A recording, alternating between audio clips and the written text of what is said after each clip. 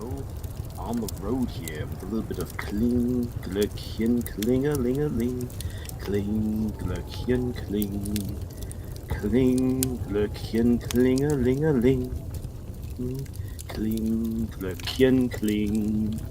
Lasst mich ein, ihr Kinder, ist so kalt der Winter, öffnet mir die Türen. Lass mich nicht erfrieren. Kling, Glöckchen, klingelingeling. Kling, Glöckchen, kling. Kling, Glöckchen, klingelingeling. Kling, Glöckchen, kling. Ooh. So there's a good way to start the live stream with a nice little German song and a cough to accompany it. Say, unfortunately, starting actually 2 days ago, started getting a cough, and it's the seasonal cold, the one that won't go away for a long time yet. So I had originally hoped to actually do a whole lot of singing for this because it's Sankt Nikolaustag, and it's a time, dass wir uns freuen. However, the cold will probably make me cough a whole bunch, so I won't sing as much as I had originally hoped to. But good to see some of you people here. Hi there, Tevin. Hi, Ryan. Hi there, Hafiz. Great to have you guys here. Eggnog, hot or cold? I'm actually not a fan of eggnog, and I know that's an awful thing to say, but eggnog and I have just never gotten along really well. So if I drink eggnog, I'll actually take it cold. Because then I can close my eyes and think it's milk. Just pure milk.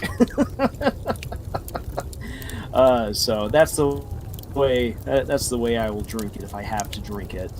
But like here, like Ryan enjoys eggnog both hot and cold. Hey, whatever floats your boat. Like I said, because I'm feeling a little bit under the weather right here, I gotta have water with me, so I've got a nice big glass of water. Good stuff right there. I also have a couple of little German goodies to enjoy right here, such as some Stollen, which is the good version of fruitcake. Hafiz asking, what is eggnog? Eggnog is a very interesting drink right here. Depending on whether or not you are of age, it could be alcoholic or not. You got a mix of egg, milk, lots of spices, and especially cinnamon, and there's some other things that also go on into it. I've never made my own eggnog, so I don't have a good recipe for it. And if you want to get zoused, then you start adding alcohol to it. But if you're not in the mood to get drunk, or if you're someone who doesn't drink alcohol, then it's just egg, milk, spices, mix it up well, other stuff in there that some people like depending on their family recipe, and boom, eggnog. It's one of those staples of a good American Christmas, much like much like getting fruitcake from people that you never intend to eat, as opposed to something like Stollen. Stollen is, I know not everyone is big into raisins, but it's basically a very thick cake with raisins, spices, and the center is made of marzipan.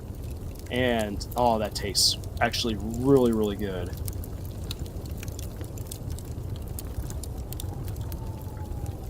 I actually took a bite of that Stollen. Thing is this, is that if you eat Stollen, prepare to get messy, because it has tons of powdered sugar all over it, and it just kind of blows up in your face when you bite into it.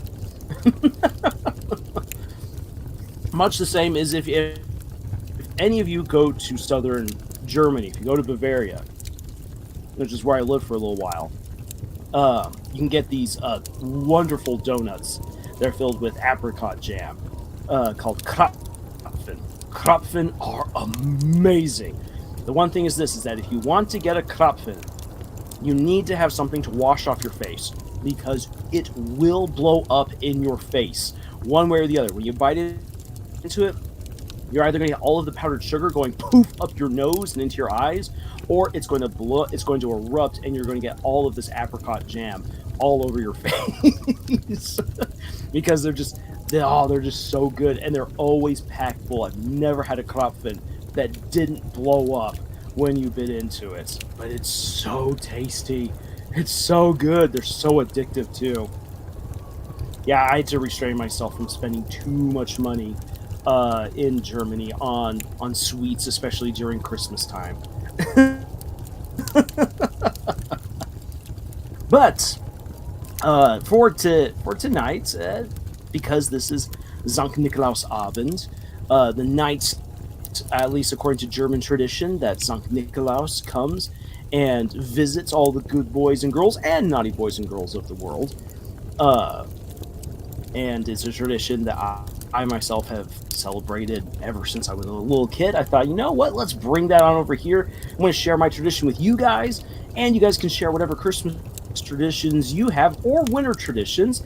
Now that the whole world doesn't celebrate Christmas, but there are usually for this time of year various kinds of celebrations going on that other people have, and the more that I learn about that stuff, the better.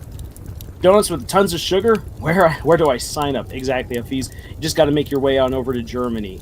I mean, Americans here love their sugar, and they love their donuts, and they love their jelly-filled donuts, but I have yet to find a place in America where they actually make jelly-filled donuts like they do over in Germany. Not even at German bakeries. So, a little disappointing. However, I have found this is some amazing stuff, like Bienenstich. It means the bee sting. And it's this little cake infused with honey. Oh, so delicious. So expensive, too. You can only afford to get little bits of it, at least here in the States. To talk about Sankt Nikolaus, so I'll talk a little bit about Sankt Nikolaustag, a little bit about some German traditions, and then I'd also want to talk a little bit about some writing. I actually have a book nearby with some Gothic Christmas stories. I also have one of my own Christmas horror stories to tell, and a funny Christmas story to tell. And while we go through some of those stories, I just want to talk a little bit about how you write for really not just for Christmas, but really for any sort of season. Those of you who know about Hallmark movies will know all about Hallmark's crazy Christmas parade of movies. And while for some people they're really fun, fellow Harem member Scott absolutely loves Hallmark movies. Camila, Nathan, and Jed, they'll watch some here and there. I have a hard time with Hallmark Christmas movies just because it's the typical romance fare that just happens to be set in Christmas. There's very little of actually taking the meaning of Christmas or the setting of Christmas, either modern or ancient, and using it to help tell a story. And if you're not going to actually do that, then why are you using Christmas? It's then just a fancy backdrop. Christmas can actually mean a whole lot more within a story if you actually utilize Christmas as an element of the story that helps propel things forward. So I'll get into a little bit about that later on. From Ryan Phillips, my family doesn't bother with traditional fruitcake. Instead, my grandmother makes spiced cake according to her own recipe, something with apple chunks added in it. That sounds delicious. Really. Excuse me. Say, family recipes for all different kinds of bakes and makes. Such good stuff. Really good stuff. And honestly, it's those family recipes that really make a holiday or really make a tradition. So, let's see here. Yeah, coming back to the Christmas to the Christmas traditions. So, Sankt Nikolaus, all across the Christian world, the figure of Santa Claus is well known by all of his different names and different appearances. He can either be a jolly fat man in a red suit with some big black boots and rosy cheeks and a button nose, or he can be like Sankt Nikolaus, which is this immortal Catholic priest going around, either accompanied by a big gruff guy, Knecht Ruprecht, or with Krampus, or with Schwarzpeter. all these different kinds of um, incarnations of a helper or someone who brings punishment along with Santa Claus. Because it's not just in some case, it's not in some places just about receiving presents and and all that good jazz. There's also some punishment that comes with it. And from what I have been able to learn and discover looking at different Christmas traditions, a lot of it does come down to uh, really what winter means. Why the people of the ancient world associated winter with death, and it's because in many cases, well, you don't have a whole lot. You don't have a whole lot growing. There's not a whole lot going on, especially in areas where there's a lot of snow. Usually where the longitude is where you're closer to the Arctic, the days are very short, the nights are long, they are frigid. So people have just come to associate wintertime with death over the millennia. When you begin introducing either the celebration of Odin coming in and bringing good things to people in the middle of just an absolute desolate time of the year, or if it's a Christian figure coming in and rewarding the good believers and the good children with blessings and with gifts and with sustenance, because winter still has that association with darkness and with death. A lot of Sankt Nikolaus or Santa Claus traditions come with some sort of figure who represents the darker side of winter. And in the South German tradition, which is where my family comes from, that takes the form of a guy, Knecht Ruprecht. So you have this immortal Catholic priest who comes around to assess the children, if they've been good or if they've been bad, and he's accompanied by Knecht Ruprecht. Knecht Ruprecht is kind of like Hagrid from Harry Potter. Really big, gruff guy, big black wiry beard. He's the one who actually carries the sack with all of the goodies, with all of the fruits and nuts and toys for little kids. He also has a pouch with a whip and with a bunch of switches, really springy, strong tree branches that can be used by the parents to spank their naughty children. And so in the Bavarian tradition, on Sankt Nikolausabend, which would be tonight, Santa Claus, Sankt Nikolaus goes from house to house with Knecht Ruprecht. They knock at the door. The parents open up the door. They let these two figures on in, and then Sankt Nikolaus will read from the Book of Life, and will then report on the children's good deeds and bad deeds throughout the year. If they've been good, then Knecht Ruprecht will take out all of the goodies from his sack and put them into their shoes for them to enjoy later.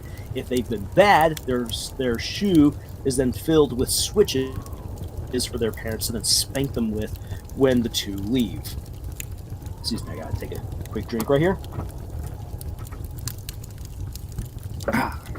Hello, ISO. Welcome. And welcome to everyone else who's popped in since. Excuse me. So, that right there is the tradition. If you were to go on over to Germany right now and go down into Bavaria, you won't see this happen all over the place. Times have changed. As communities have gotten bigger, it's impossible for the Catholic priest and his helpers to go around and pull off this little stunt all over town.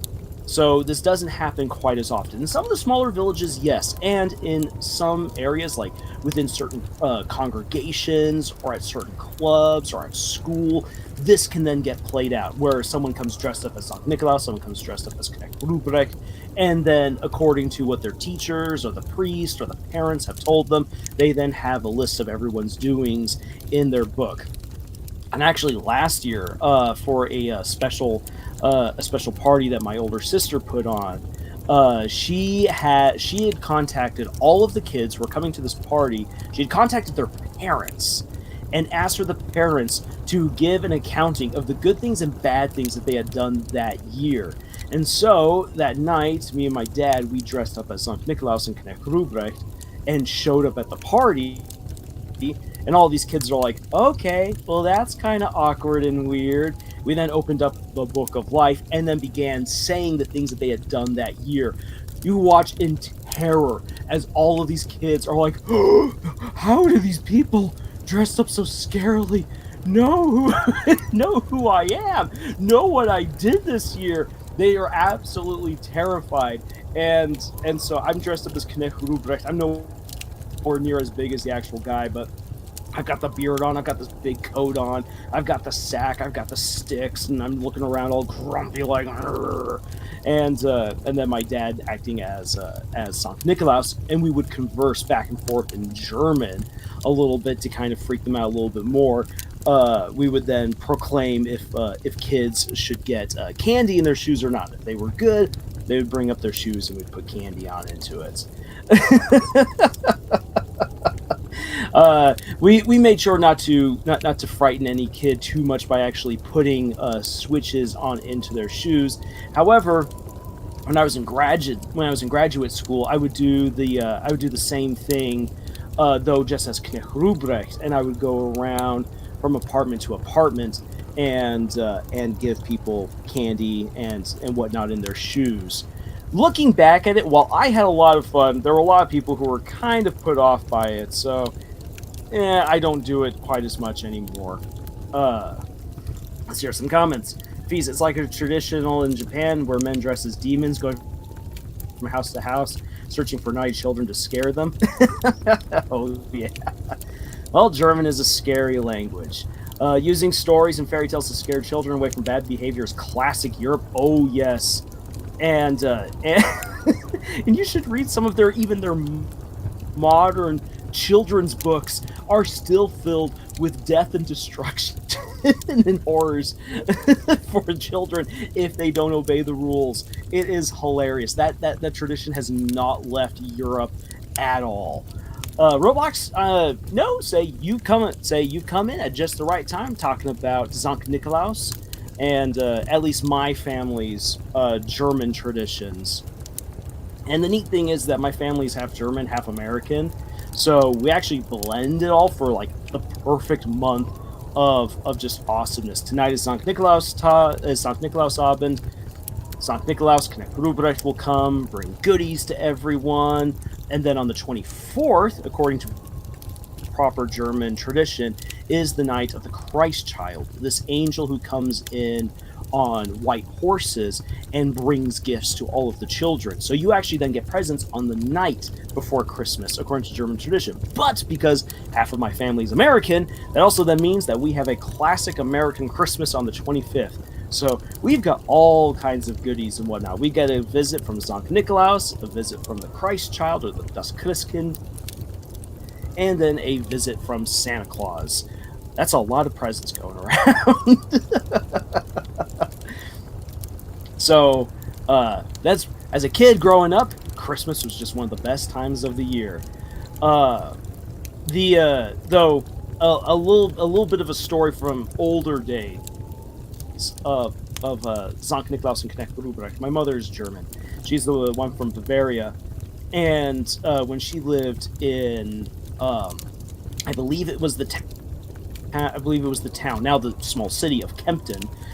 In Kempten, back when it was smaller, the church could afford to have people dress up as Sankt Nikolaus and Knecht Ruprecht and go from house to house all over the place. Well, as young men who were dressed up as Knecht Ruprecht and Sankt Nikolaus were going around door to door, my mom and one of her friends had chilled a bucket in December of water and waited for said Knecht Ruprecht to come on over to the house, and then they dumped water on him. And so this guy went livid because he's now freezing. He takes out his bullwhip and he just starts like smacking around, and he's like, I know where you live, I'm coming for you. Ich weiß genau, wo ihr lebt. Ich werde zurückkommen und dann psch, so kriegt ihr was bekommt. So, which, yes, depending on the situation, German can sound very harsh, very dangerous, very scary. However, as I'd like to tell a lot of people, it all depends on how you say it. German is weirdly a musical language. It doesn't sound it, not at all. Unless you know the language well enough and you spend enough time with the German people, you then come to realize that the Germans actually speak and move to a unique rhythm all their own. You get old Germans all talking together, and it's kind of like a 7/8 beat as they bump bump bump bump bump bump bump bump whoop bump bump bump bump bump bump bump whoop. I've never been able to attain that level of proficiency. I've never been able to attain that level of proficiency with my own German. However, I will share with you guys later on here a story in German because I couldn't find it in English.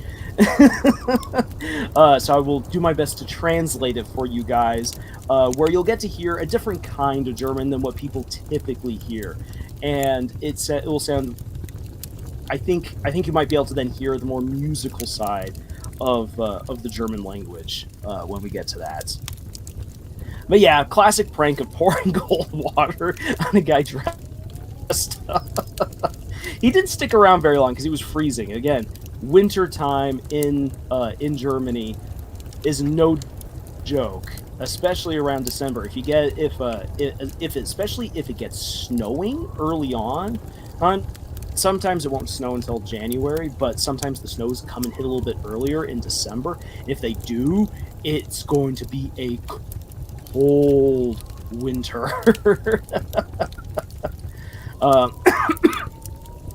Oh, interesting, right there, ISO. So Chinese, yeah, I can actually see as well that if you know enough about Chinese, and if you hear it often enough, that you can hear that musical aspect to it.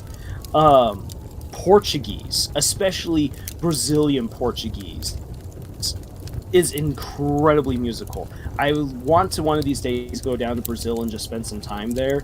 My brother-in-law, who did live there, said the entire country moves to a rhythm. It moves to a beat, and it's just so, and just everyone, there's this musical quality as everyone is speaking.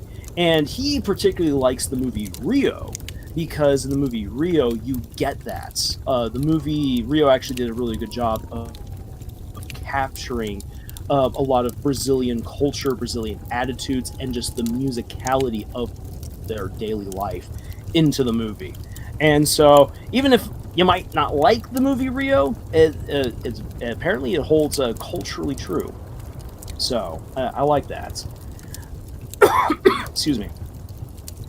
But yeah, so that's the Sankt Nikolaus tradition. A lot of people normally think about the Sankt Nikolausabend, especially if you're from the States, tend to usually think about Sankt Nikolaus in conjunction with Krampus. And Krampus is a very interesting individual within the Christmas tradition, because he's actually not as widely celebrated or as utilized as we Americans tend to think. If you go on over into Eastern Europe, when Sankt Nikolaus shows up, you might not get Krampus. In fact, Krampus is actually usually given his own time to shine, the Krampusfahrt, which, if you really want to see something really interesting, go onto YouTube and type in Krampus Parade or Krampusfahrt, not fart, F-A-R-T, but F-A-H-R-T. And you will get these crazy videos of the Krampus parades in places like Austria. They are wild. And you won't see a single Sankt Nikolaus there at all, because he's given another day to shine, because Krampus is considered a winter demon more so than just the guy who hangs around with Santa Claus and beats up and kidnaps and devours children who've been naughty. You can use him like that, and he is used like that in certain areas, but he's not as widely used for that purpose as you might think. So from Ryan Phillips, people who grow up with Chinese as their first language are much more likely to develop perfect pitch because of the importance of pitch in that language. Absolutely. which is one of the reasons why I suck at saying the names from the Apothecary Diaries anime, because almost all those names are Chinese, and I can't, and I do not have perfect pitch, so I keep getting the names wrong. First time I heard of Krampus was when that horror film came out a few years ago. Yeah, and that's actually a good horror Christmas movie. That actually sticks very true not only to the tenets of horror, but actually how you should use Christmas as a vehicle for telling a story. Plus, Krampus actually acts way more like the demon would, where he comes on in and he rewards you for all of your bad deeds. He doesn't just simply take you away, stuff you in your sack, and then torture you somewhere else. He is going to punish you in all different kinds of ways for your transgressions during Christmas. So the movie actually did Krampus really well. The face of Krampus was a little bit silly when you actually get the face revealed for the guy. I didn't quite like that, but oh well.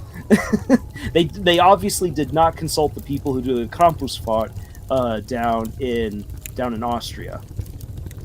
From Hafiz, the Sudanese language is kind of musical too, quite different from Indonesian or the Malay language. Oh, that's really interesting. I did not know that. But it is true. A lot of languages do have a musical quality to them. And if you do go out and learn other languages, you will find that as well. A really close friend of mine is from Finland, Klaus. And hearing him speak Finnish with other Finnish speakers is one of the most mesmerizing things ever, because none of it makes any sense to me. Finnish is so completely different from every other language that you can't rely on knowledge from any other language to try to understand Finnish.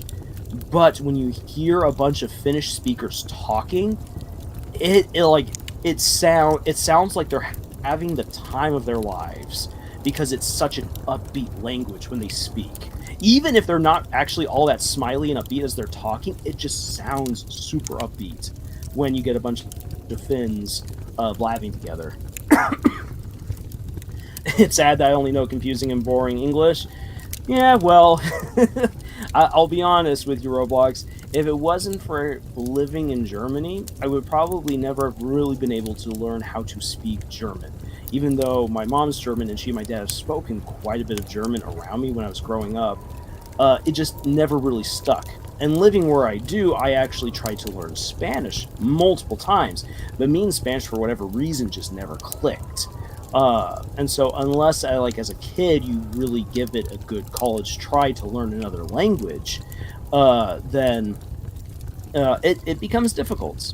And it's understandable if other people don't learn other languages other than their own native one, unless they really take it seriously early on.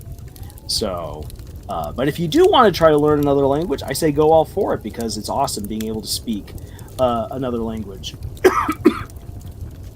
Let's see here. I noticed that Germans are very much into their folklore. I like taking inspiration from German mythologies to include my own books. Oh, yeah. And there's some really neat stuff from old German lore. When I actually get around to telling you guys a little bit about a Christmas story that I wrote that was supposed to be inspired by German folklore, that was a lot of fun to do, especially to tap into some older things that most Americans don't really know about or wouldn't really consider. From Hafiz, is Finnish hard to learn? Yes. The answer is yes. And one of the reasons for that is because every word in the Finnish language can be conjugated 16 different ways. For every word in the Finnish language, there is 16 different ways to say it. And every word in the Finnish language, when you speak, must be conjugated depending on where it falls in the sentence and depending on what you're saying in said sentence. Finnish is hard. Kudos to anyone who manages to learn it. Holy dang. Let's see here. I have a Petrolchus. Sorry, also if I mispronounced that. But Petrolchus in my book, which is a German flying wolf. Oh, I actually did not know of that creature. That's cool. I'll have to look that up.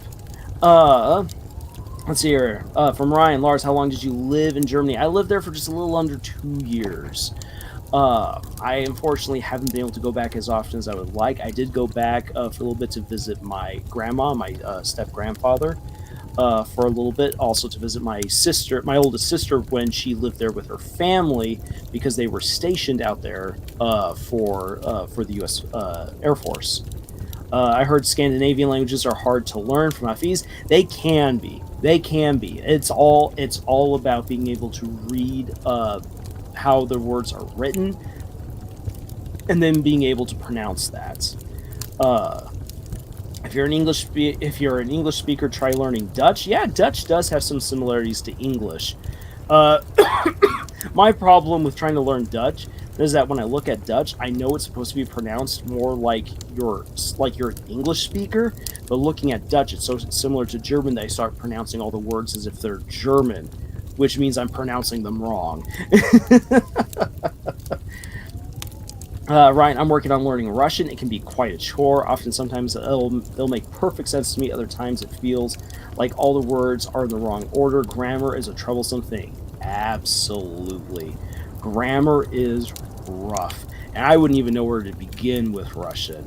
Though, fun fact, my dad was an intelligence officer during the Cold War, so he learned Russian to help spy on the Russians. So, hey.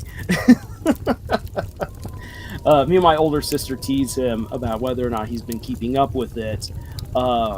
He hasn't, but it's always really interesting sometimes. We'll be watching a movie or something, and there's like a Russian character or there's Russian wording and the Russian letters in the background, and he'll be like, "Oh, that means that." And we're like, "Wait, what?" And he's like, "Yeah." And then by him even saying that, suddenly something about the movie makes more sense. So it's nice being able to have someone who understands other languages in the room. Russian is probably a harder language for English speakers. I'd say so, especially because Russia. It's not just simply speaking Russian, but it's also being able to read and write in the Cyrillic style, which is completely different from the Latin-based lettering that we here in the West use, or that most people are used to. Most people are not. Most people are used to using some form of Latin-based writing.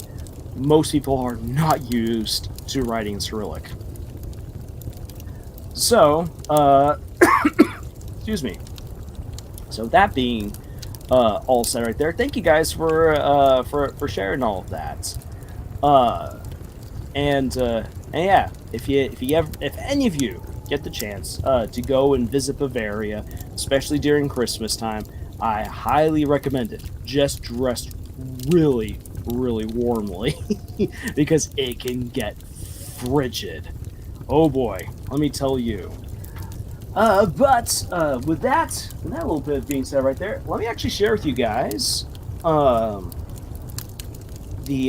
story. I got right here, a German story. I will again do my best to translate this into English as I read it. I could just give it all right here in English if I wanted to, but I'm feeling in a little bit of a feisty German mood. From Tevin, real quick. I'm thinking of writing a short story in my world involving a holiday. Absolutely do it. Do it. Holidays within fictional stories is that brings so much life and color to the world, especially if you can get it done really well, especially if you can like communicate why that festival or that celebration is important, a little bit of where it comes from. And excuse me, I've got a cat right now who is actually causing some major destruction in my office.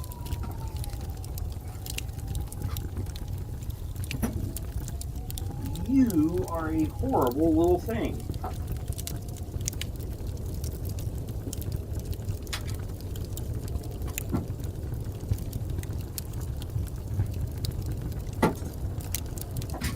You do realize there's no food in here for you.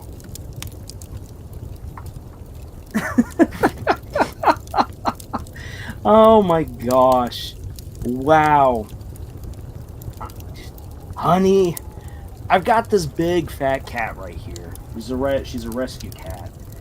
and when she wants into the office, especially when she wants food, she will start slashing and tearing up at the carpet. It is awful. I have an extra rug in place to make sure that she doesn't destroy what she's not supposed to, and she will work to move that rug out of the way in order to attack the carpet and try to tear it up. It's awful. Uh, Anything right here from Hafiz. Malay is quite easy to learn. Oh, I have a Russian friend studying in Malaysia, and she's able to speak it fluently in only 2 months. Well, congratulations to her. And if Malayan or if Malay is easy to learn, then if I make the time for it, I might be able to pick it up. That's the problem, though. Making time for it. I know that Rosetta Stone is like, oh, you can learn whatever language you want on the go. One of my brothers-in-law tried doing Rosetta Stone to learn German, and his German is absolutely deplorable. And he's like, oh, I did it exactly as Rosetta Stone told me to. And you're like, just because you learned 3 phrases in German because you heard it all the time on the radio does not mean that you actually know what you're saying. But coming back to what Tevin was saying, what I was saying to Tevin earlier, absolutely. If you're writing a story where you are coming up with your own world and your own traditions and everything like that, put in holidays, put in celebrations, because that's what people do. People love to celebrate. People love to have excuses to take time off work.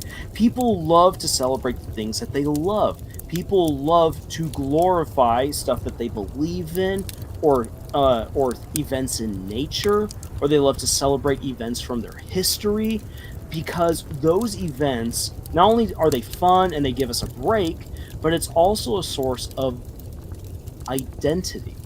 Much like for myself, like as I've been describing my German traditions, that's a part of my identity right there. And it's the same for anyone else with their own Christmas traditions or holiday traditions, whatever you believe in or whatever you do, that's part of who you are.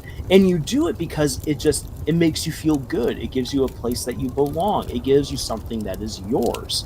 And so if you can infuse those kinds of celebrations on into your story, it really means a lot. You don't have to go super deep with them, but if you do write them, you need to make them something akin to like when you're writing a story that's actually set in Christmas, where you make whatever festival is happening important to what's happening to the characters, or important for pushing the plot along, which again is what Hallmark gets wrong all the time, because it's always the same recycled romance story that just happens to be set in Christmas. There's almost nothing else about it that makes it special other than the trimmings and the trappings, and that gets really boring really fast.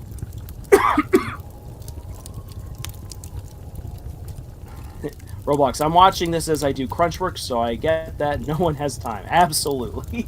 Yeah, if you want time for something, you have to be able to make time. There's only 24 hours in a day, and you gotta sleep. As much as I hate it, I've tried working without sleeping. It doesn't go very well. But coming back to it, before Tevin's excellent comments, and before my cat started tearing up the car, and not with her amazing dance moves, though she is actually a very acrobatic cat considering her size, she's not a good dancer. So, here is a German Christmas poem. It's a little bit of a long one right here, but it does get really funny. So, here we go with it. This is called Die Geschichte vom Lametta, the story of tinsel. And if you haven't put up tinsel anytime recently, tinsel is that nice little silver stuff that you put on your Christmas tree and that you hope never gets sucked up into your vacuum cleaner because it kills vacuum cleaners. And also, if you have a cat, you want to make sure your cat never eats it because it will also kill your cat. My cat, Pute, is a menace too. We called him the carpet and sofa destroyer. Oh, absolutely. I've got 3 cats, and I've got one cat in particular who is a sofa destroyer. That menace. But here we go. Die Geschichte vom Lametta. Oh, and I should probably also say this real quick right here. In Germany on Sundays, almost all the stores are closed, which means that if you need to if you need to go shopping on a Sunday, you are usually screwed because no one is open on Sunday. Or if they are, they're only open for a few hours that day. Definitely not during Sunday evening. So, die Geschichte vom Lametta. Weihnacht naht, das Feste, das Fest der Kinder, feste Gäste. Da geht es vorher hektisch zu. Von früh bis Abend keine Ruhe. Eine Hetzen, Kaufen, Proben, Messen, hat man auch niemand vergessen? So ging's mir, keine Ahnung haben, vor ein paar Jahren Heilige Abend, zu dem ein Sonntag war. Ich saß grad mit der Kinderschar, da sprach mein Weib, tu dich nicht drücken, du hast heute noch den Baum zu schmücken. Schmücken. Almost said it wrong right there. Schmücken. So, translate that right there. Christmas time. The festival of fests, or the festival of festivals. It is a time of children's. The festival of children is the festival of guests. And it can be really, really hectic. You have to do all these different things. You have no time to rest. And what if you forget something? Well, there was once a time that I did forget something. I don't even know how, but it happened a few Christmases ago. And it happened on a Sunday. As I was sitting there around my children, my wife says to me, "You're not allowed to just sit there and relax. You still need to decorate the Christmas tree." Because if you do a German Christmas correctly, you're not decorating the Christmas tree until the 24th of December. That's boring. Which is why in my German family, we decorate the Christmas tree as soon as possible.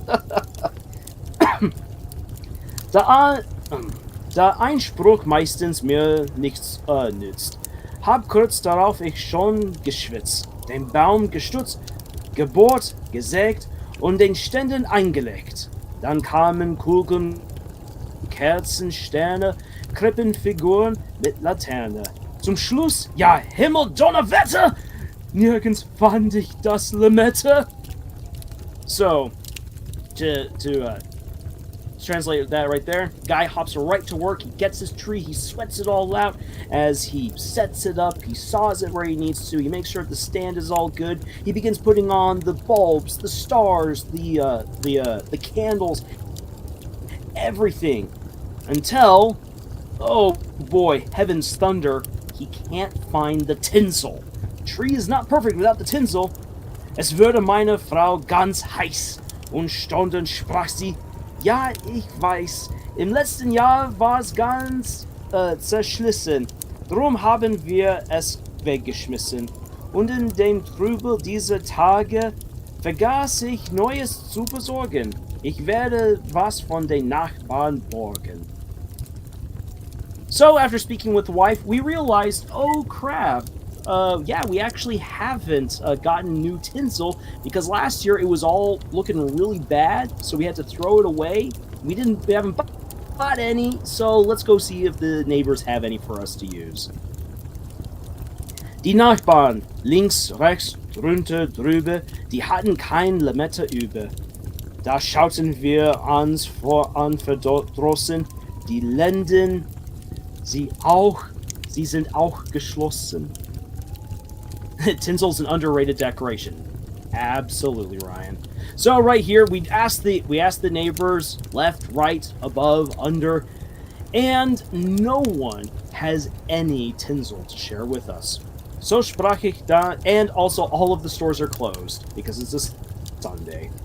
So sprach ich dann zu meiner Knaben, hört zu, wir werden heuer haben einen Baum als deutscher Stil, weil mir Lametta nicht gefiel.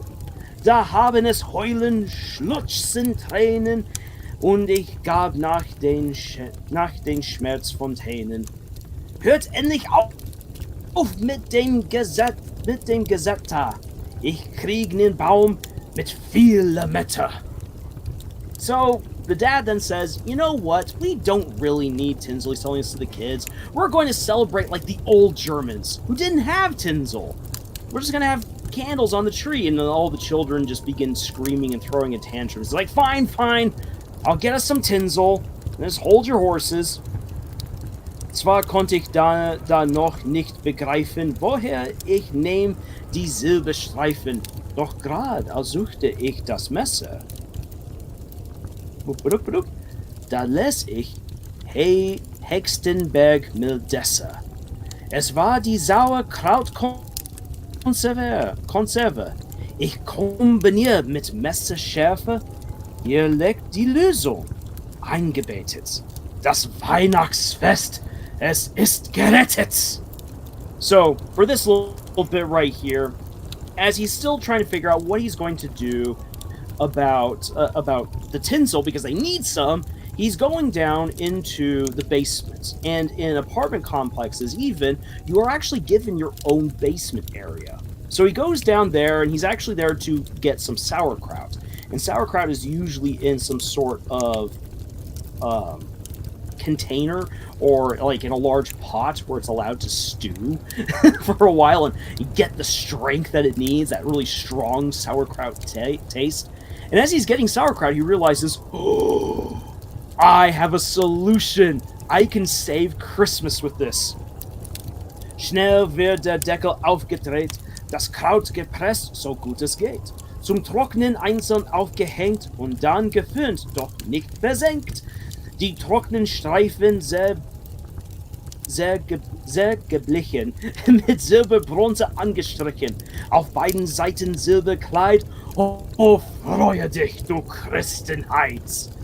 So, what he decides to do is this. He takes out all of the sauerkraut, and he hangs it out to dry as if it were laundry. And he begins drying it as fast as he can, squeezing out all of the vinegar and juices, and then he begins painting it with silver paint. So imagine all these little bits of cabbage hanging up, getting painted silver, and he's going to pass this off for tinsel on the tree. And he ends it with saying, "Oh, celebrate Christendom! I have saved Christmas." Der Christbaum war einmalig schön, und wie selten man ihr hat gesehen. Zwar noch süß-sauer die Bescherung, gerüchlich gab nie Überquerung. Weil mit Benzin ich wünsch die Hände, mit Nitro reinigte die Wände, dazu noch Räucherduft und Myrte, der Duft die Menge Leiche verwirrt.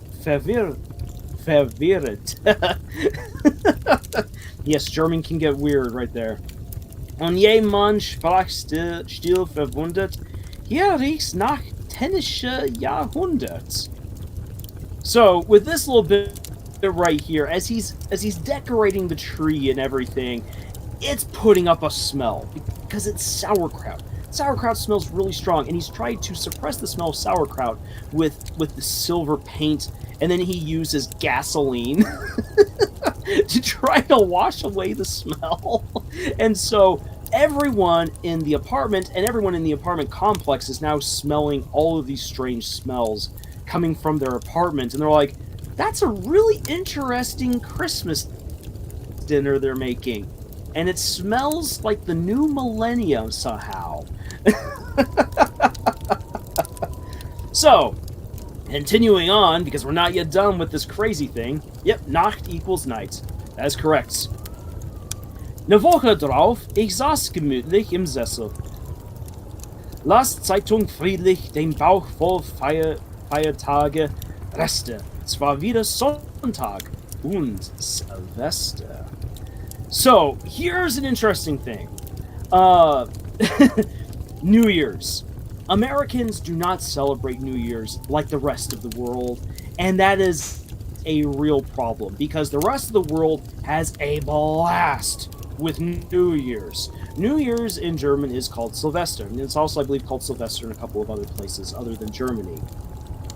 But, so now a week later, it's now the 31st of December, and as the guy is sitting there reading the newspaper, enjoying the food he's eaten that day, Well, it's the evening, and it is New Year's. It's the time of the great festival of massive feasts, tons of fireworks. Oh boy, do I have a story about fireworks? I'm not going to get into right now from from German New Year's. I will share it some other time. So, da sprach mein Weib, du weißt Bescheid, es kommen heute zur Abendzeit Schulzes, Lehmanns und Herr Meier zu unserer Silvesterfeier.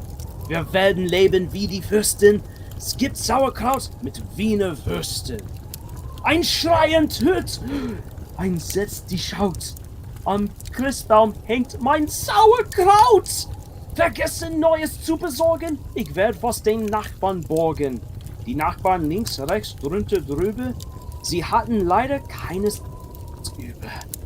Da schauten wir an verdrossen, die Läden sind auch geschlossen. The true smell of capitalism. Absolutely. I just looked up to see that. Fantastic, guys. So, to translate this a little bit right here, my wife comes to tell me, don't you realize you can't relax? We are inviting the Schultzes, the Lehmanns, and Mr. Meyer on over to our Sylvester feast tonight. And tonight we're going to live like the princes and kings of old, and we're going to have sauerkraut and Wiener Würstchen, Wiener sausage, which is actually really delicious. But we then cried out when we realized the sauerkraut is hanging on the Christmas tree. Well, don't worry, we're going to ask the neighbors, but the neighbors, left, right, over, under, none of them have any sauerkraut to give us. And just like last time, it's Sunday, all of the stores are closed. So even though the house may smell of capitalism right now, as Roblox said, capitalism ain't going to come to save them this time, because all of the stores are closed. Und so ward wieder ich der Retter, nahm ab vom Baume das Lametta. Mit Trempen, Tö und Bedacht habe ich das Silber abgemacht, das Kraut dann grünlich durchgewässert, mit reichlich Essig noch verwässert. Dazu noch Nelken, Pfeffer, Salz und Curry und Ingwer, Gänsenschmalz. Dann, als ich das Ganze sich erhitzte, das Kraut, das funkelte und blitzte.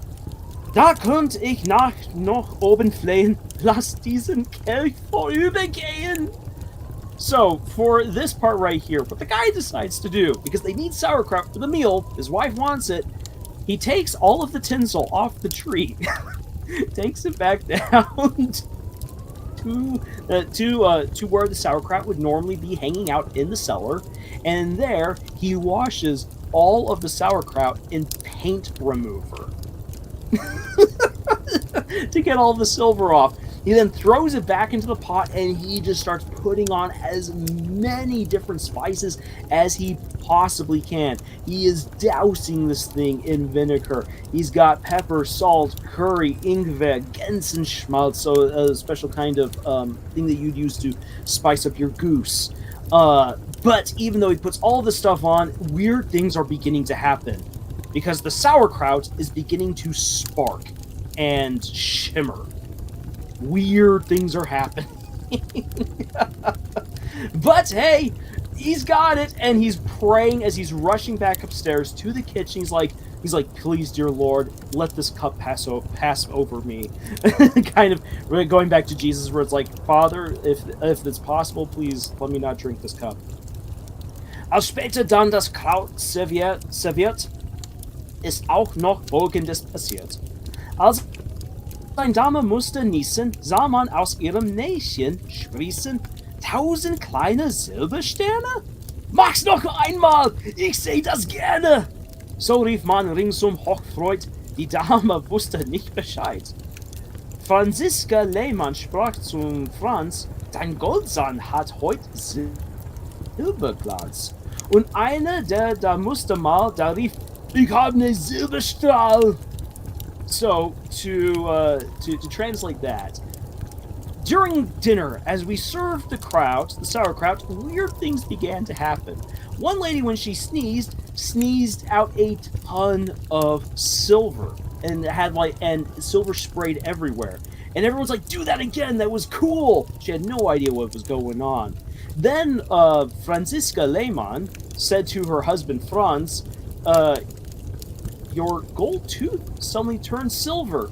And then one guy returned from the bathroom saying, guess what, everyone? I peed silver! Whoa!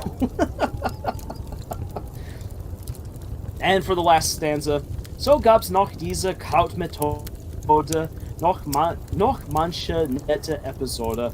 Beim Heimgang sprach ein Gast zu mir, es hat mir gut gefallen hier, doch wär die Wohnung noch viel netter, hättest du da am Baum Limette.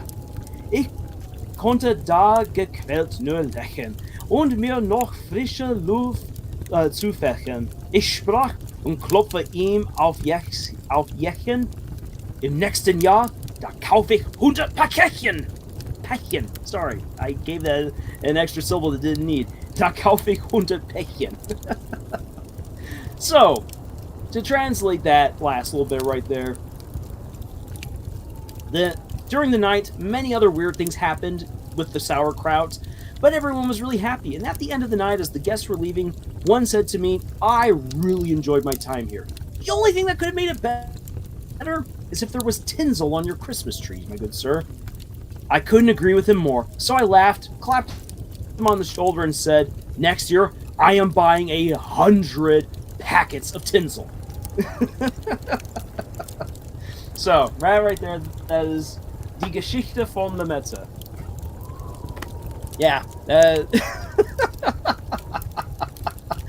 You could almost make a movie based off of this. Yeah, sure, you'd have to definitely pad it out, but I feel like this is the beginnings of the next National Lampoon's Christmas Vacation right here. So, jumping back a little bit to see what people wrote as I was reading that. Festive season is much more fun when you are children. Eyes pink heart-shaped. True, children definitely get more into the season, but I say that people can still really get into the festive spirit. You kind of have to drum yourself up a little bit more to it, and just not get so tied up with all of the ins and outs that make the festival season happen. Tinsel's an underrated decoration? Absolutely. I love the smell of gasoline. No, Roblox, as a kid, I also love the smell of gasoline, but I don't so much anymore. Nothing says Christmas like the smell of industry. The true smell of capitalism. Speaking of firecrackers, here in Malaysia, we celebrate the night before, I'm sorry, Hafiz, if I'm butchering this word. I'm going to say it, and I'm sorry because I'm butchering it. Tree. And I absolutely apologize. We would fire these cannons made of bamboo and light the night with a display of firecrackers and pyrotechnics. That's awesome. That's really cool. And again, I really do apologize for butchering that word. What a silly and wholesome story. Absolutely. It's actually a story that my dad really enjoys, and the first time that he found it, he could not stop laughing while he was trying to read it. So, the German language can sometimes sound really crazy and sound really harsh, but that doesn't mean that they can't tell a funny story. Germans do actually have a sense of humor. Do you know why we burn things on holidays? Because it's fun. Absolutely. Everyone loves pyrotechnics. And I'll quickly tell one of my Silvester experiences on over in Germany. So I was living in the university city of Erlangen, which is in northern Bavaria. Really nice city. It's kind of small, but it's a really pleasant place to be. There's an area of high-rises, of apartment high-rises in the city. And over there is actually where some of my friends lived. So I went on over there to spend New Year's with them. And right when New Year's hit, the entire city was engulfed in fireworks. So everyone had been stockpiling fireworks for at least half a year, usually for an entire year. and suddenly all of those fireworks are going on up. The entire city was swallowed up in a fog of black powder smoke. That was how many fireworks were being set off. You could not see. In fact, actually, up to about 3 stories high, any building that was shorter than 3 stories was swallowed up in the black powder smoke. And it was absolutely nuts. Well, so we had a window open to like look at. We were up on the 15th floor, and these bratty kids down in the parking lot aimed their fireworks at us and tried to shoot fireworks through our window. So we got fireworks bouncing off the walls as they're trying to get on it, trying to get us. And so we were finding things to like throw down at them. Probably not the smartest thing to do, but we then took one guy's fruitcake that his mom had sent him, and he's like, I hate fruitcake. So we took his fruitcake and we lobbed this thing down like a boulder on those kids. After that, no more fireworks. At least not being shot at us.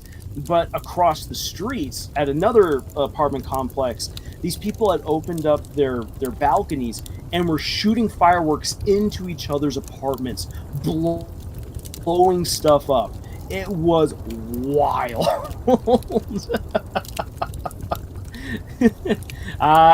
Yes, Hafiz, you've also been blessed with a mischievous cat.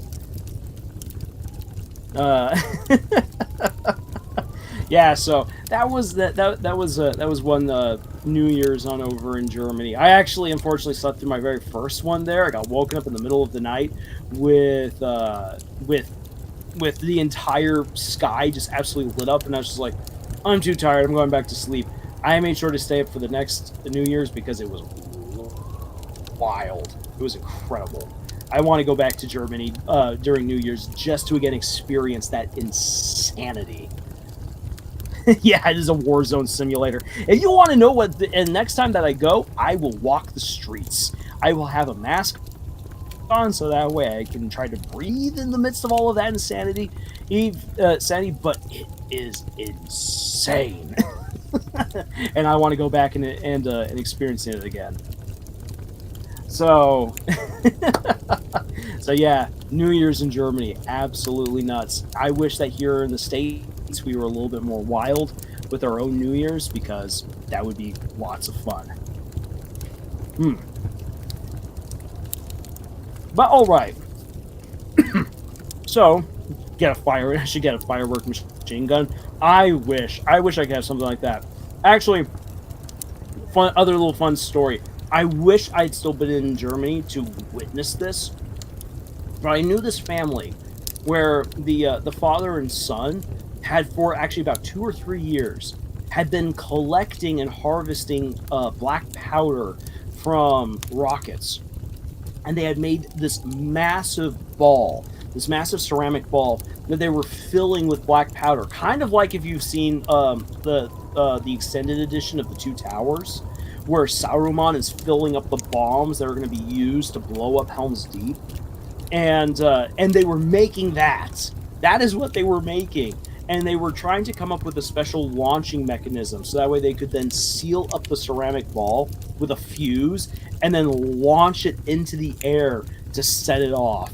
And I'm like, that's a bomb. You guys are building a bomb. And the wife was all like, yeah, I know, I'm trying to... and she's like, I don't want to get involved, so that way I'm not answerable to their stupidity. And the father and son are like, this is going to be awesome. The dad was an engineer at BMW, and I guess he was just really bored because because that's such a bad idea. But hey, we all love our pyrotechnics. From Ryan, everywhere I've lived, fireworks are banned inside the city. I've always had to watch the fireworks display the city put on, or go out to the countryside to sell fireworks with friends. Yeah, American cities are not going to let people go around setting off a bunch of their own fireworks, which is just, come on. Europe, for crying out loud, Europe is way more controlled, way more police heavy than we are here in America, and they get to go all crazy on New Year's. Why can't we? A ball filled to the brim with black powder, a recipe for disaster. Absolutely. Was it awesome? Was the bomb? I wish. I tried to find out from the lady later on if it actually went off. I have no evidence that they actually ever fired off this bomb. If they ever did it, I actually wondered if it would work because they were getting black powder from old rockets from like 3 years before to put into the ceramic ball, and black powder isn't eternal. It can go bad over time if it's not properly stored. So there's actually a really good chance that they filled up that ball and then nothing happened because the black powder was ruined. So that could have happened. I thought they ran with the bomb, which probably wouldn't be possible due to the weight. Here's the thing. If I were asked to set that thing off, I would want to be as far away from that thing as possible before that sucker went off. Because again, it was a ceramic ball. That means shrapnel is coming. No way do I want to be around that. Oh man, crazy Germans. Weird thing. Germans are incredibly law-abiding, but if you give a German an inch to do something weird, they will do it. So, coming back to it right here. Let me take a drink of water before I feel a coughing fit coming. Excuse me. So, right there's a little bit of the German tradition, a little bit of some of my stories at home and on over there. Oh boy, I've got other weird stories of being over there in Germany.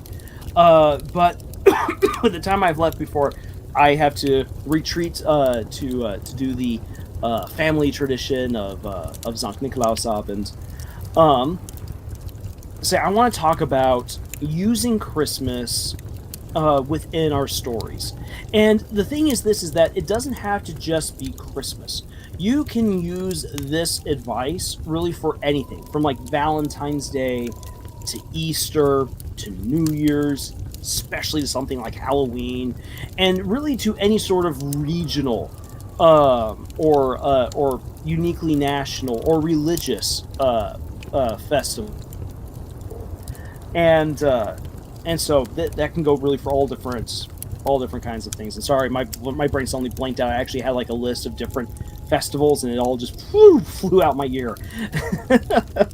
But you can use this advice really for any sort of festival, and it is this: that in order to use a holiday effectively within the story, it must play a driving role within said story. Otherwise, why is it there? You can actually think of it as the holiday being either a protagonist or an antagonist within that story. So like just how we want to make sure that our heroes, our protagonists, or our villains are actually like moving the story along. It's not a good thing when a protagonist is just going with the flow and not actually being proactive, and that makes that character really boring. The same can actually be said for holidays.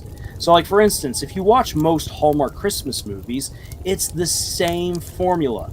Guy or girl from the city goes back home or goes to a small area, meets guy or gal, falls in love, miscommunications happen, the boyfriend or fiance that they have back in the big city arrives, oh my gosh, drama ensues, they leave, they then realize, I actually loved the other person all along, and I will feel way better going back there. They go back to the small town, getting together in a relationship, everyone lives happily ever after. The end. Nothing about that has anything to do with Christmas. And every now and then they'll throw in there like, oh, falling in love is the true meaning of Christmas. Christmas brought us together. I would only have been here because of Christmas. Other than that, it's then just backdropping. And Christmas itself never plays any real role into that Hallmark formula. If you took that formula out of Christmas, there you have a really nice romance story. But it's a romance story that has absolutely nothing to do with Christmas. And as such, why is it even then set in Christmas? and so that's one of the reasons why I find it so hard to enjoy Christmas Hallmark movies, because I'm just like, I want a Christmas story. Like, for instance, watching something like The Christmas Carol, or reading The Christmas Carol by Charles Dickens. In that, Christmas is a driving force behind the story. Why is it that Ebenezer Scrooge is actually having this meeting with the spirits of Christmas? It's because it's Christmas time, and his subordinate, Bob Cratchit, wants time off to spend with his family on Christmas. In part because this could be the last Christmas that he spends with his youngest son, who is weak and ill. And Ebenezer Scrooge is like, Christmas is just a time that just takes money out of your pockets. You could invest it rather than going into debt for these frivolities that we just enjoy as the year goes cold and dark. Like, you don't need any of that. And so Christmas is at the center of the argument between Ebenezer Scrooge and Bob Cratchit. And because Ebenezer Scrooge disrespects Christmas so much, Christmas gives him a chance to actually realize just how incredible and good of a time it is in order to save his own soul. Otherwise, he will lose it because he's been such a miser and a horrible person. In that, Christmas is what starts off the story, and Christmas itself helps to follow through with the story. And then right here, actually, I'm going to quickly hop on this right here from Hafiz. Home Alone, the Home Alone series. So especially with the first Home Alone movie, Christmas is actually really important right here. Why is that? Well, because in that neighborhood, all of these rich families go somewhere else for the Christmas holiday to get out of where it's snowed in and really cold. And so Calvin is supposed to go with all of his family to go and enjoy Christmas somewhere else, but ends up being left behind. And no one takes this seriously, or takes him seriously, because, well, it's Christmas time. Everything is hectic. The phone lines are all tied up. Things are nuts. You can't get an easy flight back on home. And so, not Calvin, Kevin then can actually be home alone because Christmas is so hectic that it's hard for his family to get back to him. They left because of Christmas, and they can't get back to him because of Christmas. And the thieves are coming to rob his house because it's a jewel box on Christmas, because of all the good stuff in this neighborhood during Christmas time that can be stolen. So Christmas, again, plays a very important role into why that story is happening. And sure, you could take it out of the Christmas setting, and indeed, actually, the third Home Alone movie kind of does that. And weirdly enough, the third Home Alone movie actually has to jump through more hoops to make the situation believable than the first Home Alone movie does with its basic Christmas setup. And then on top of that, there's actually some really beautiful emotional beats that hit throughout the movie about families coming together, how families should be coming together on Christmas, and how Kevin and the snowplow guy actually are able to reconcile with their family because they finally realize the value of family during Christmas. And that's like kind of the emotional gut punch to the story. So that's where Christmas, again, can really come in and help carry those kinds of stories along. Let's see here. To hop onto a couple things. I know actually I saw someone mention earlier about how Christmas was used in the Wheel of Time series as bell time. Yes. And I actually really like that from the Wheel of Time series. How their version of Christmas was tied on in, how it was important, how it was used as a method, really good method for bringing all of the characters together to introduce you to Rand's friends and introduce you to Rand's world before ripping you out of it. And as ISO writes right here, I like how the Belgrade series used Christmas in that book. It's called Aristide or something, and David Eddings used it to give the protagonist Garion his first sword. So yeah, again, and it doesn't have to take a holiday doesn't need to take up an entire story, especially when you're writing a book. It can just be something that's there in the story to serve as a very powerful moment, or an introductory moment, or an emotional moment within a chapter or two. And it also gives us a little bit more of a taste of that world. And so, yeah, that's another thing that you can do with putting your story, at least for a time, if not the entirety of it, into a holiday setting. So the first Home Alone movie, and of course, A Christmas Carol, you use Christmas in excellent ways. I have advocated to use Halloween in a similar way. If you want to set a story during Halloween, too many stories now just have Halloween as kind of a backdrop rather than actually utilizing the feeling of Halloween, its themes, its characters, to really enhance the story. Gravity Falls' Halloween special, Summerween, was a phenomenal representation of what you would expect in a good Halloween story. Uh, and I think another good, let's see here, what would be another good Christmas story? I mean, I'm going to throw this one on out here, even though it's like kind of like a duh, it's a given. Klaus on Netflix. Klaus is amazing. And the neat thing about Klaus is that even though you know it's a Christmas story, it doesn't become a Christmas story until about 2/3 of the way through. For the majority of the movie, it is this slapstick comedy of this horrible guy being sent by his father basically as punishment and to man up out to the worst village ever to deliver letters. And if he doesn't deliver enough letters, then he doesn't get to come back home. That's the premise of it. And the only chance he's able to actually get one letter going, that one letter sent off, is because it's in connection to the crazy woodsman who lives out in the woods away from everyone else. Everyone's scared of him and everyone misunderstands him.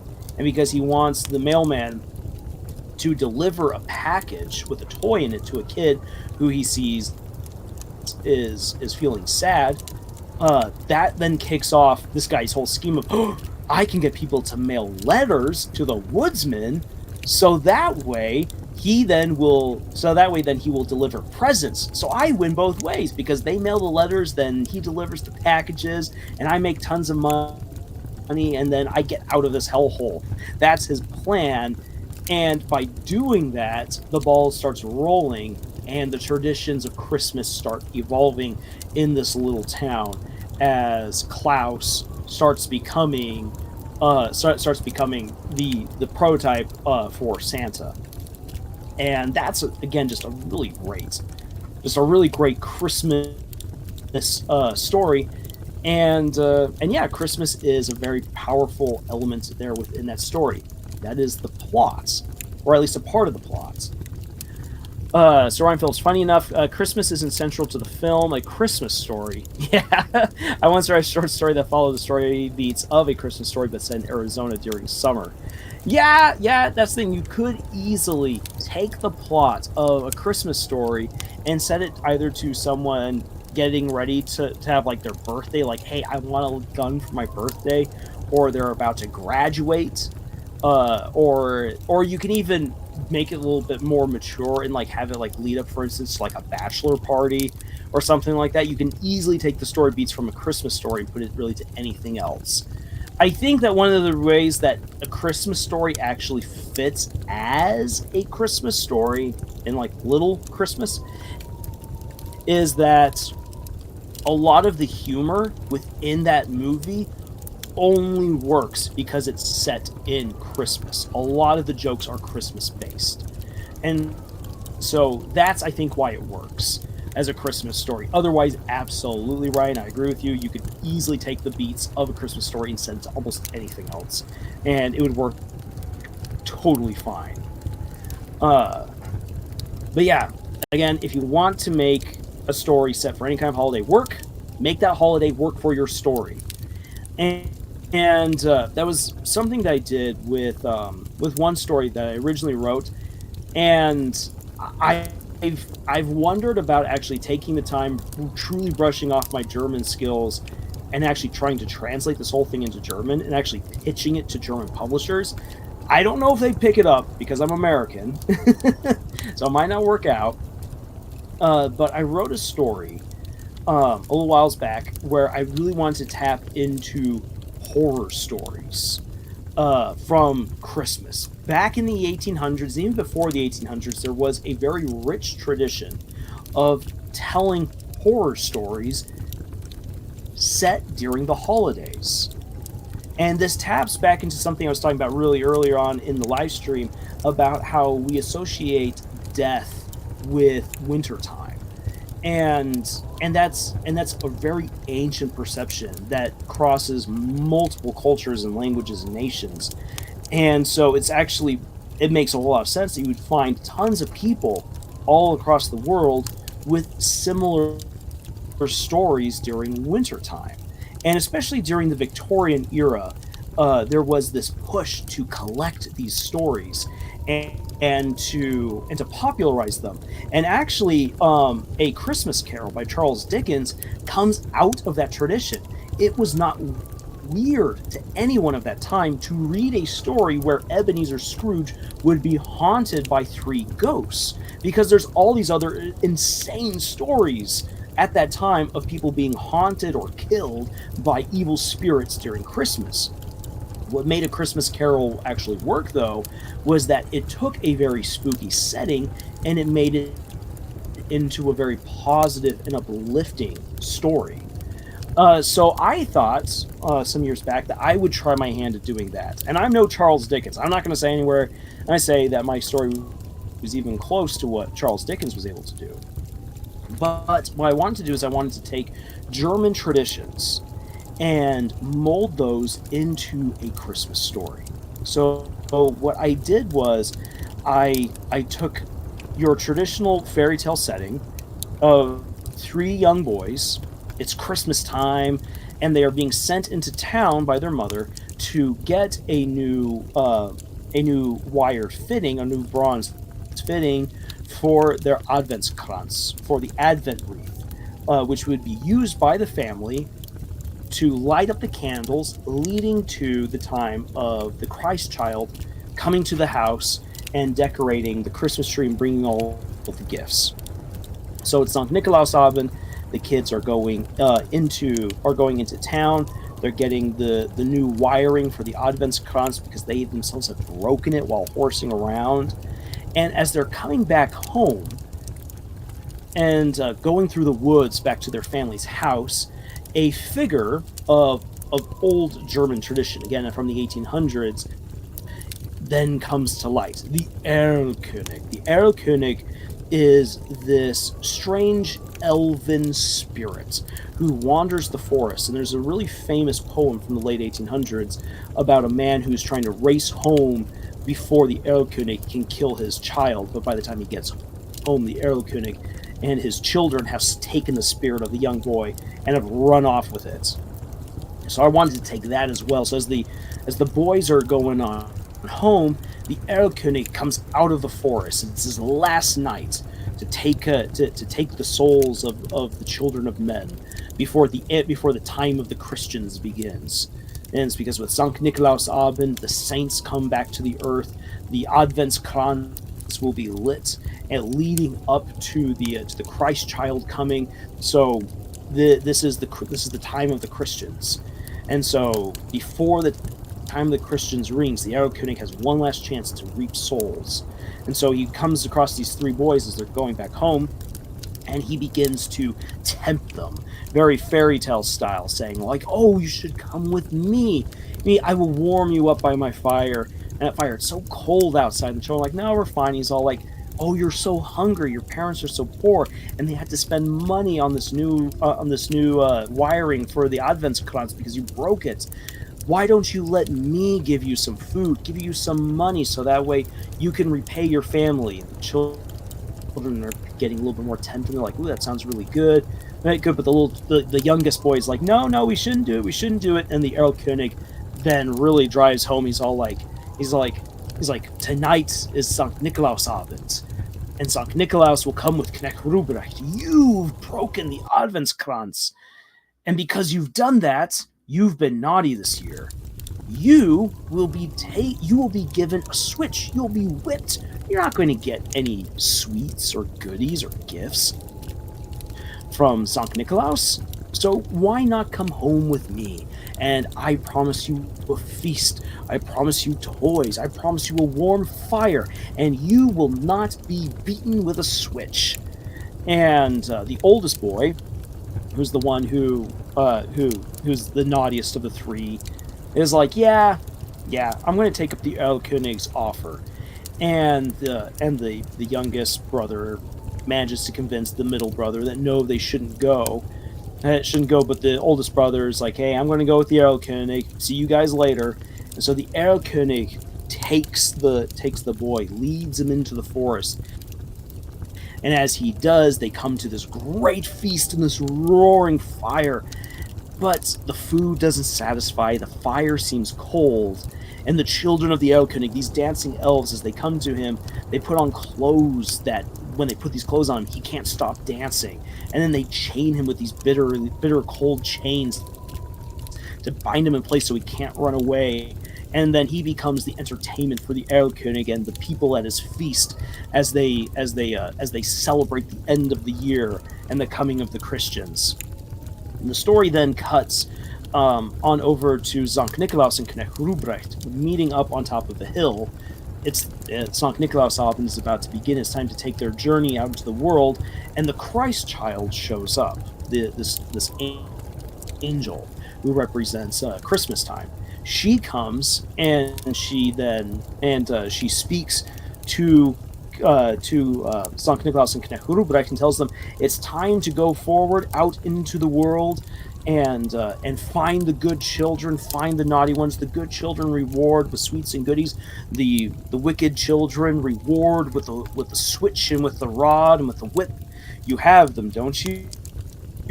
And for that scene, there is an old German poem about Knecht Ruprecht meeting up with the Christ child on Sankt Nikolausabend, and the Christ child asking Knecht Ruprecht if everything is ready for Sankt Nikolausabend. So I used that poem to help craft that scene. It was really neat.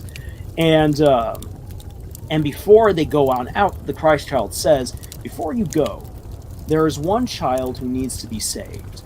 It needs to be saved. He has been a naughty kid, but save him, so that way he may realize that Christmas isn't just a time for sweets or for punishments if you've been naughty, but Christmas is also a time of love, is a time of forgiveness, and as one old year ends, a new year begins, and he can do better. Save him before he loses the chance to ever learn that lesson." And so Sankt Nikolaus and Knecht Ruprecht go into the forest, and they go to the feast of the Erlkönig. And there I have this neat standoff of the Erlkönig facing off against Sankt Nikolaus, and there's no weird spells being thrown about. But the Erlkönig's like, I rightfully took this kid. His soul is my property. He ate at my table. He's dancing with my children. He chose to come here. So therefore he is my prey and my property. And Sankt Nikolaus says Christmas time is the time of the Lord's coming to the earth, is the time for forgiveness. You cannot hold him. The Christ child has said as much. And he's like, you have no authority here, old man. And then Knecht Ruprecht takes out one of his switches and just proceeds to break the chains on the boy and whip the clothing off of him that's forcing him to dance. And then Knecht Ruprecht takes the boy and warms him up in his coat, and then says, well, I've got the boy now. You can't stop us, so we're going. And the Erlkönig can't do anything. He can't stop these saints. They're too powerful for him. And so he tells the boy as they then part. He then says, "Boy, you've already chosen me once before. You'll choose me again. Even as an adult, you will always feel a pull to the wild, to the woods, to the darkness. It will always be a part of you. You can't escape it." And Sankt Nikolaus and Knecht Ruprecht then take him back to his house, and they tell him, it's true, you can always give in to temptation if you wish. But remember, Christmas time. Christmas time is a time of love. It's a time for forgiveness. It's a time for new beginnings. And if you've been bad this year, that doesn't mean you have to be bad next year too. And so he's then reunited with his family. Sankt Nikolaus and Knecht Ruprecht read through the Book of Life and decree that the two younger boys have been good, and they give them their sweets and their chocolates. And for the older boy, he gets a switch. But then the story ends. I wrote the ending of the story to be that the younger brother then shares his goodies, his that's been put into his shoe. He gives his goodies to the older brother, so that way he's not just left with the switch. And that's the way that the story ends. So I actually did a recording for it a few years back and posted it onto our channel. It didn't get very good views or reviews, but hey, that's what happens when you put when you put a story on out there. It might resound really well with people, or it might not. But it's one that I think would be interesting for me to return to at some point, possibly translate it fully into German, and then see if a German publisher would be interested in picking it up. So let's come on over here to what you guys have written. I'm making a Christmas celebration in my book as a reprieve after a very large plot event when things feel hopeless and before a smaller plot event where things start going well again. I like that. Using a Christmas celebration to help reorient people, giving them that spark of hope and a chance to kind of calm down. That can be really good. I'm looking forward to you writing that. Roblox, is it weird that stealing souls, the living essence of all humans, is considered a common trope? Not really, actually. Humans, like all of us, there's this interesting fascination that humanity has in general with the meaning of life, the worth of life. And if we have souls, if the metaphysical is real, what is that worth? Is it possible to hold on to that metaphysical or to give it up? That has been a question that's been asked for thousands of years. And because it has been asked for thousands of years, many different philosophers and storytellers have their own takes on the human soul and what would happen if you gave it up. Could it be stolen? What is its worth? What is its power? So it's fascinating. And I'd say that it would almost be more weird if people didn't have those kinds of questions, just because humanity has that unique trait above other animals. There are plenty of animals that mourn the passing of someone within their own group, like with whales or dolphins or elephants, or with dogs and cats even. But humans have the ability to fully articulate that loss and to speculate and dream on the worth of our lives and the metaphysical aspects of our lives. And that's why I think it is a very common trope, because that is a common link across humanity, because it is an aspect of loss and of treasure that we can treasure our lives. That's a commonality across all of humanity. Woo, I just got really deep right there. So thanks, Roblox. Brian, one of my favorite games, Night in the Woods, was influenced by a lot of folklore. In that game, there's a folktale called The Lost Constellation about an astronomer who travels to find her lover's ghost. That's really cool. I like that idea. I like that story. That legend takes place on the longest night, or the winter solstice. Yeah. Absolutely. And that works. In fact, actually, the solstices and the equinox are very important times within old folklore. So the solstices, the one solstice is the time of life, and the other is the time of death. That would be for the summer solstice, the time of life; winter solstice, the time of death. The spring and autumn equinoxes are really interesting. The spring equinox, whatever ancient traditions there are completely wrapped up in at least in the Western world, within the ideas of Easter, because Easter is the time that Jesus rises again from the grave and breaks the bonds of death, and thereby, in the Christian tradition, brings the possibility of life after death to all humanity. And the spring equinox represents that time of stepping out of death and back into life. So the worlds of the living and the dead meet during the spring equinox, but they also meet again during the autumn or fall equinox. And that is where Halloween gets really interesting. And that actually is where the really ancient traditions have that aspect of meeting with the dead, because they know we are coming to the time of death, which is the winter, heralded in by the winter solstice. But before that time comes, the the worlds of the living and the dead meet as the year begins to die on fall equinox. And so Halloween anciently was set to be at that time when the worlds of the living and the dead would meet. And so then you could then commune with the dead and with the creatures of other worlds, and you would dress up and everything else like that. It would be really interesting to go back in time to see what kinds of interesting festivals there might have been for the spring equinox, to see how they celebrated that coming out of death and back into life. And in many cases, it's kind of interesting that that a lot of Christmas traditions are set during the time of the winter solstice, almost in kind of like in defiance of the ancient beliefs that this is a time of death. So again, if you want to get really metaphysical, if you want to get deep into meaning and into lore and all that stuff, there are some ancient practices out there that you can easily research, that you can use to pattern your own takes on these holidays for. If you want to take Christmas and go in any kind of direction you want to go with it, you can do some really interesting things, and you can draw on some very interesting history. Or you can create something entirely new if you wish, which is awesome. But yeah, that's kind of my thoughts right there. Evil spirits during Christmas. That gives me an idea. Excellent, Hafiz. Have some, have some ideas. Have some inspiration. Little nougat bit right there. Well, that's about everything that I wanted to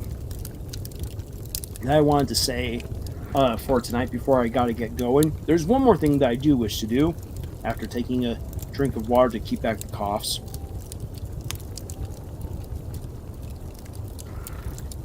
There we are. I wish to give you guys a bit of a Christmas serenade. As I said at the beginning, I originally actually wanted to do a whole lot more singing, especially in German, because there's a lot of really good German Christmas songs, but because of my cough, which thankfully hasn't taken over all that much on this live stream, there's a blessing right there. I didn't want to sing too much and risk completely aggravating my throat and then just devolving into a coughing mess. But there's a song that, to my knowledge, isn't necessarily a very old folk song, but it does have some roots in North German folklore. And the North Germans, seafaring people, have a tradition of Santa being a sailor. Oh, cats. My cats are again getting into things. Hold on just a sec, guys.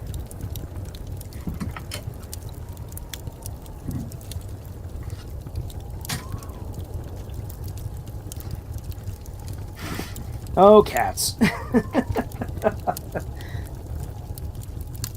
Those little wonders on four legs. Alrighty. So, I will sing for you guys in my best voice. A song that actually, I know my voice doesn't quite sound like a bass's voice right now, mostly because of the cold. But I do sing bass. I cannot sing tenor to save my life. This is actually a song that is well suited for a bass, and this is a fun Christmas song. It's also one that, if you actually listen to it, I highly recommend actually checking this out. Saint Nicholas was a seaman. It is one that is going to get stuck in your head if you listen to the original. Definitely from Freddie Quinn. Very, very good. But I shall attempt my best to give you guys a little bit of a serenade with some German music, and we'll then call it a night. So, Sankt Nikolaus war ein Seemann. Ich hab ein Schiff gesehen In einer Winternacht aus Silber war das Segel, aus Gold der Mast gemacht. 100 Kerzen brannten, ich sah den Steuermann. Da wusste ich, dass ich Weihnacht zu Hause feiern kann. Sankt Nikolaus war ein Seemann, er liebte Wind und Meer. Und alle Jahr zur Winterzeit hat er Millionen Meilen weit vom Land der Sterne her. Sankt Nikolaus war ein Seemann, wie kaum ein anderer war. Sankt Nikolaus schütze unser Boot von Klippen, Sturm und Feuersnot und jegliche Gefahr. I absolutely butchered that, but that's absolutely fine. Definitely listen to the original. The guy sings it way better than I do. So, again, Sankt Nikolaus war ein Seemann. Hey, I have a guitar. I can finally create my own music. Writing a folk melody now. Absolutely, ISO, do that. I wish I was more musically talented because music is a great way to share stories, and music is just awesome.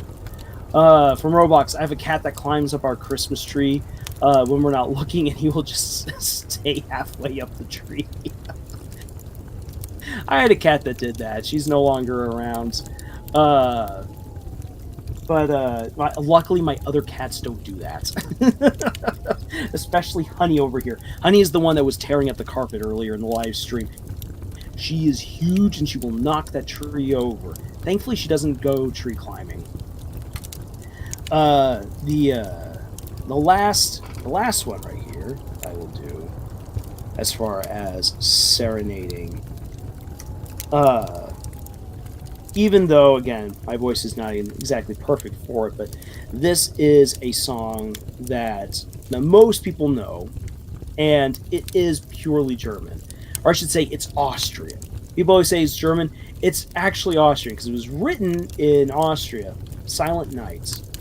And before I butcher the song with my voice,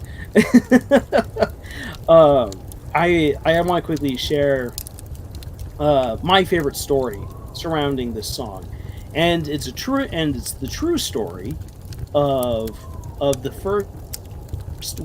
first winter during World War I. And for me, it says a lot about the beliefs of these men on both sides, and the fact that at that point they're like, "Why are we even here? We're fighting a war that we don't want to fight anymore. World War I is just an absolutely awful, disgusting affair." And for the men who fought on the Western Front to have this moment where they realized that both sides were celebrating Christmas and decided to call off all of the fighting, and for one night and a day they got up out of their trenches, joined together with each other. They played soccer together, or football, as they would say. They played football together. They shared food. They sang songs. They traded stuff with each other. And even some people who had family over in France or in Germany or in England, they would actually find someone who was from that region. They'd be like, "Hey, is it possible for you to get a letter to my family member?" And they'd hand over handwritten letters to this person, to the soldier who was an enemy, and beg them to forward that letter on to their family member who lived in Germany or in France or in England. And that speaks to the humanity that many of these men had, that they didn't want to be there. They had lives. They had people that they loved. And that many of them, despite the fact that they came from different countries with different cultures, they had Christmas traditions that united them in one of the worst moments in human history. And only the Christmas truce. There were other smaller Christmas truces throughout the war, but the one Christmas truce that really resonates with people is the first Christmas of World War One, and so I will I will sing one of the songs, Stille Nacht, that was one of the songs that got people up out of the trenches, as the French heard Silent Night being sung in German, and if I remember correctly, I think the Germans heard the French singing the first Noel uh, on the other side, and that's what let them both know that it was Christmas time, and they then came up out of their trenches.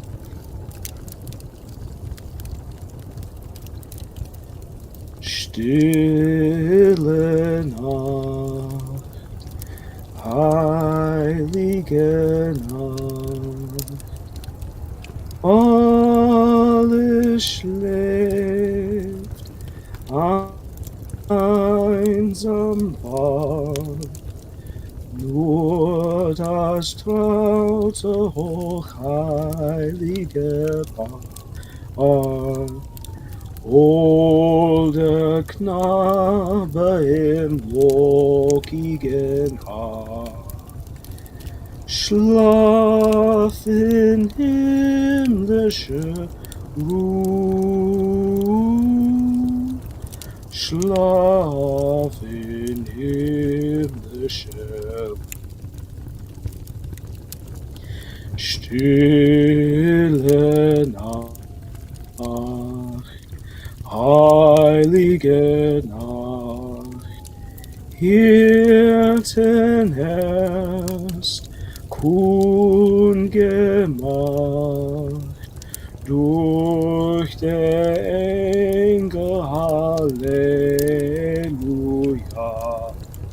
tönt es laut von fern und nah. Christ der Retter ist da.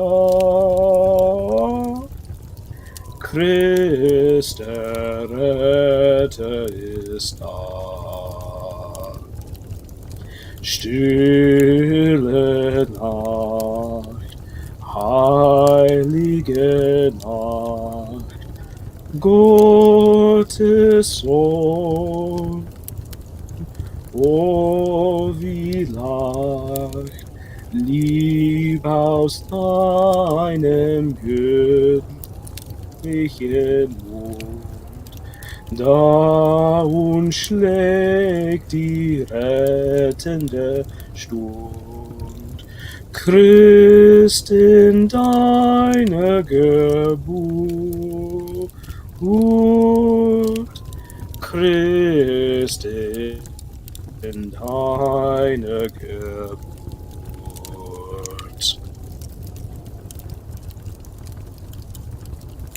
So there it is.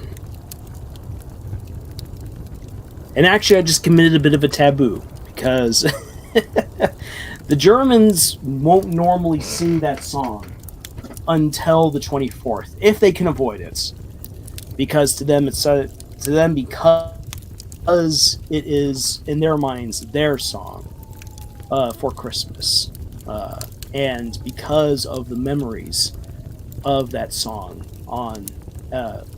during World War One, and because of its message. The Germans hold that song in very high esteem, and normally won't sing it until the 24th. Now, on the 24th, Heilige Abend, the night that the Christ child, the angel who represents Jesus, comes into your house to deliver presents, that is the night that you then would sing that song. So that's that's one of the last traditions right there. Thank you, everyone. Those of you who came in early, those of you who came in later, everyone who's stuck around, thank you so much for being around on this Sankt Nikolaustag. It's time for me to start packing on up and go back to the family and enjoy a little bit of festive cheer and give my voice a bit of a rest.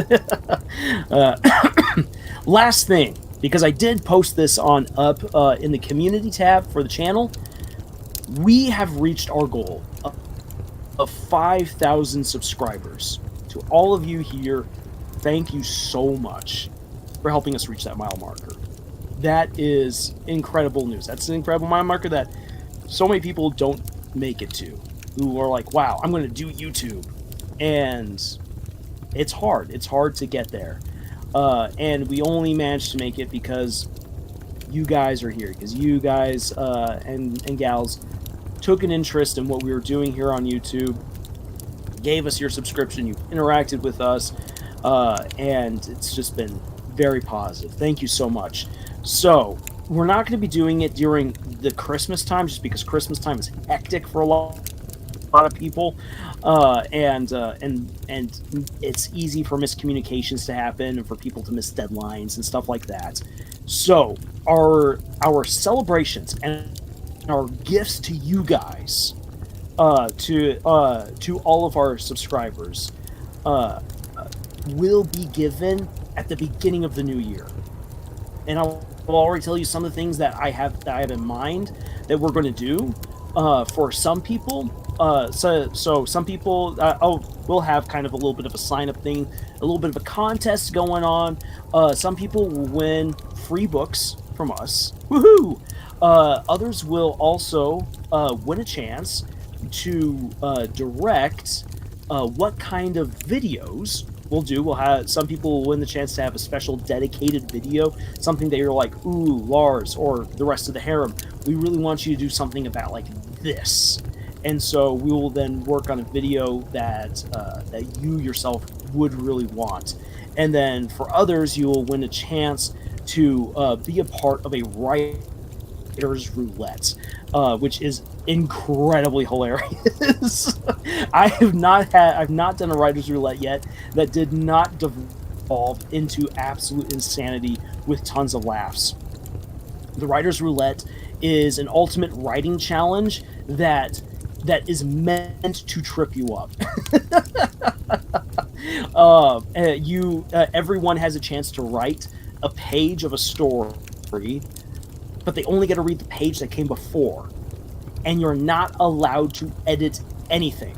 Any mistakes that you make stay on the page. And when it's all done, we then do an epic reading of whatever story we've created, and it is bonkers fun.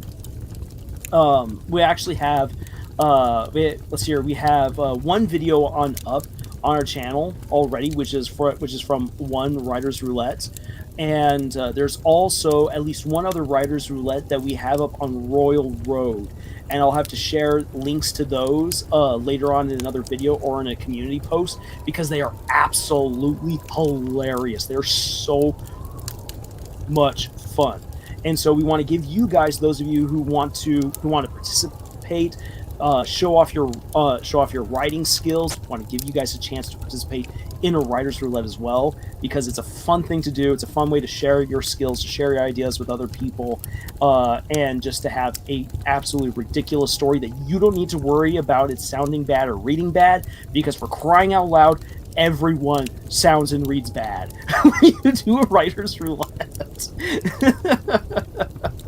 So it's a great way of just kind of getting that angst and whatnot out of the way. Writer's roulettes are absolutely fun. So as like I said, we're going to have some free books that will be given out. Some people will win a chance to dictate and participate in whatever kinds of new videos we'll be making in the new year. And we want to do the writer's roulette. And speaking with the rest of the harem, we'll see if there's anything else that we might want to offer as a celebration and as a thank you for helping us reach 5,000 subscribers. Again, thank you so much for helping us reach this mile marker, because it's incredible. I wasn't sure if we were going to reach it, and in the last 2 months or so, things have just been absolutely incredible here on the channel, with people showing on up, with great interaction, with you guys coming in and being a part of our live streams whenever we do them. Thank you so much. This does not happen without you.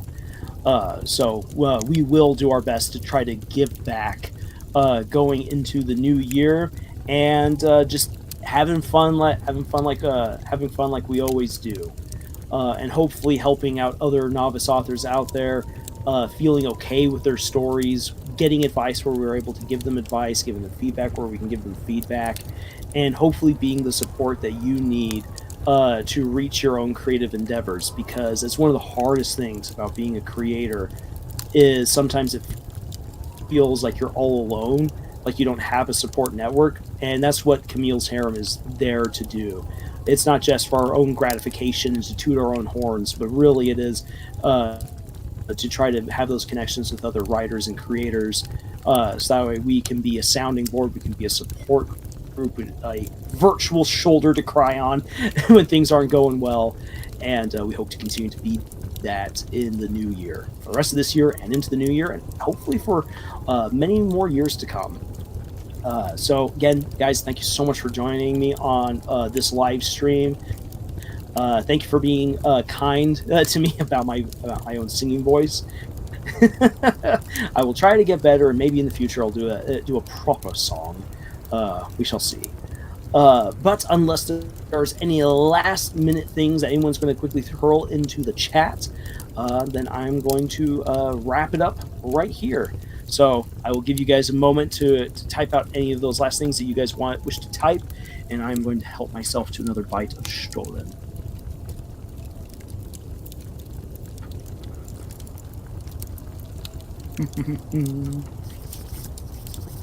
Merry Christmas to you as well, Ryan. And thank you. Like I said, I'm going to try to get better.